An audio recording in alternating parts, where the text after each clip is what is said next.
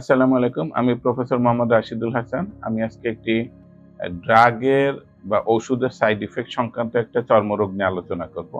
এই রোগের নাম হচ্ছে ফিক্সড ড্রাগ ইরাপশন বা ফিক্সড ড্রাগ রিঅ্যাকশন। এটা রোগটা তো মেডিকেল টার্ম। আমরা একটু কিছু ছবি দেখালে এবং রোগটা সম্পর্কে বর্ণনা দিলে দেখবেন যে আমাদের অনেক রোগী বা আমাদের অনেক দর্শকই জীবনে এই রোগটা ফেস করেছে।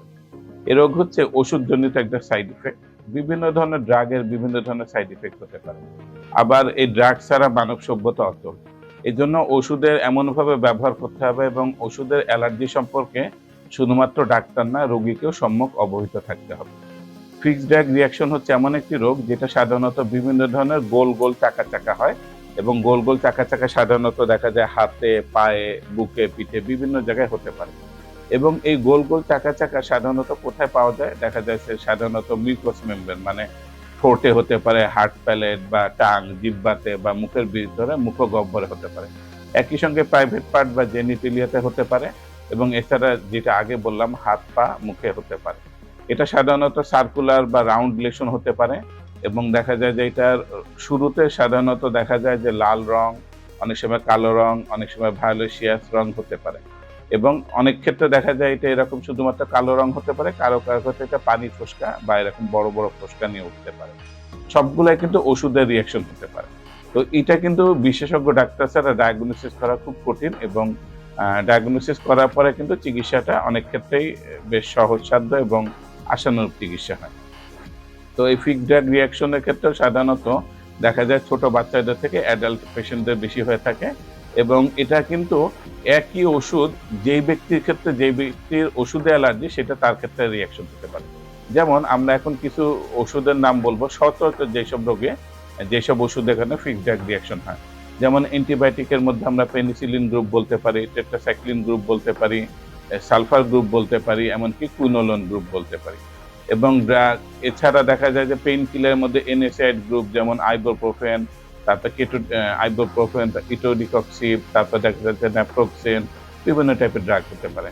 অনেক সময় দেখা যায় বিভিন্ন অ্যান্টিকনভালসেন্ট ড্রাগ যেমন কার্বামেজিপিনে হতে পারে, এমনকি অ্যান্টিফাঙ্গাল ড্রাগ, এমনকি মানে অ্যান্টিহাইপারটেনসিভ ড্রাগ বিভিন্ন ধরনের ড্রাগে হতে পারে। একই ড্রাগে একজন ব্যক্তির রিঅ্যাকশন হচ্ছে আরেকজন ব্যক্তির হচ্ছে না।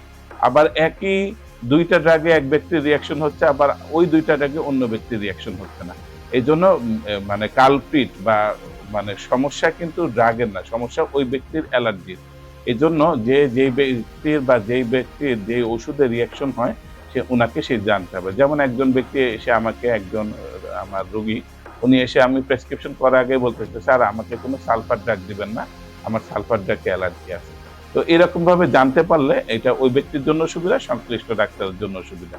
তো আমরা যেরকম ফিক্সড ড্রাগ রিঅ্যাকশনের অ্যালার্জি বললাম, তো এটা সাধারণত কখন হতে পারে? কোনো ব্যক্তি যদি নির্দিষ্টভাবে কোনো ওষুধ খেতে থাকে, দীর্ঘমেয়াদী একটা ওষুধ খেতে থাকে, তো ওই ওষুধ খাওয়ার ক্ষেত্রে ফার্স্ট অ্যাটাক যখন হয়, তো ফার্স্ট অ্যাটাক সাধারণত দেখা যায় ২ সপ্তাহ থেকে শুরু করে ১ বছর বা কয়েক বছর পর্যন্ত লাগতে পারে অ্যালার্জিটা শরীরে ডেভেলপ করতে।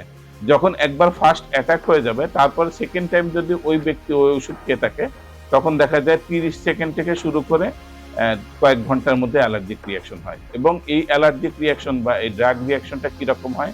আমি ১ম এ যে নেচারটা বললাম গোল, গোল, চাকা, চাকা বিভিন্ন কালারের হয়ে থাকে সেটা নির্দিষ্ট এবং একই জায়গায় বারে হতে থাকে এবং যতবার অ্যাটাক হবে তত সংখ্যা বাড়তে থাকে।